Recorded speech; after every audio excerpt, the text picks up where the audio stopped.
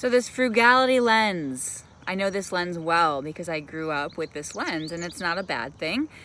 Frugality is always warranted in some respect, right? But there comes a time when you really have to be aware in terms of leveling yourself up in your financial success of what you're spending money on, what you really enjoy truly spending money on, and what you do not. So if you have not done that exercise, I encourage you to go through the things that you spend money on and split them up in a list of what things that you really enjoy spending money on and what things you don't, right? Because that frugality part will go towards the things that you don't really care about, right? And then the extravagant part, let's say you're taking your wife out for an anniversary, right? Anniversary dinner could be something super cheap if you're very frugal, and maybe you guys are on a budget and this year's the year to do that. But overall, I think most people would enjoy to take their spouse out to some place that's a little bit more expensive than normal. Would you agree? So for a celebration like that, that's something that you would enjoy spending money on, even if normally you don't enjoy spending money on food and you prefer to eat in.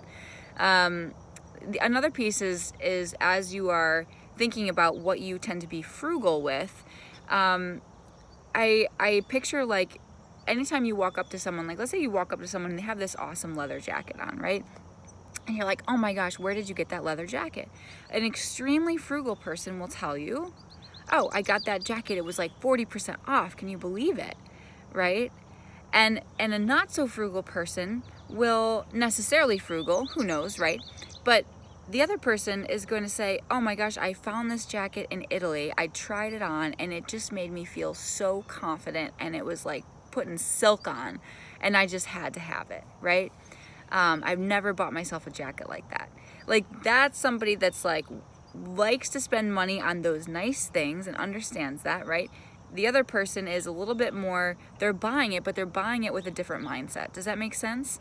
And that's kind of what I want you to think about a little bit is how are you applying that? The other thing is that, and Dan Kennedy says it really well, is like we always say, why pay more when we can pay less? And he flips it and he's like, well, why pay less when you can pay more? Right? So of the things that you're buying, are you buying quality things, or are you just buying things to buy them because you need them? Right? And if you don't really care about those things, then maybe that's a place to put that frugalness, right?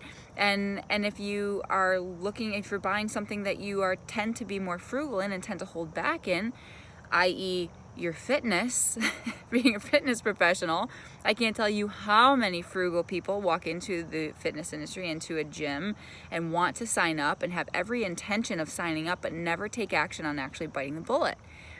Because they look at $200 a month as being something that they're gonna wait until they get to a certain point, and then they're gonna make the jump, right?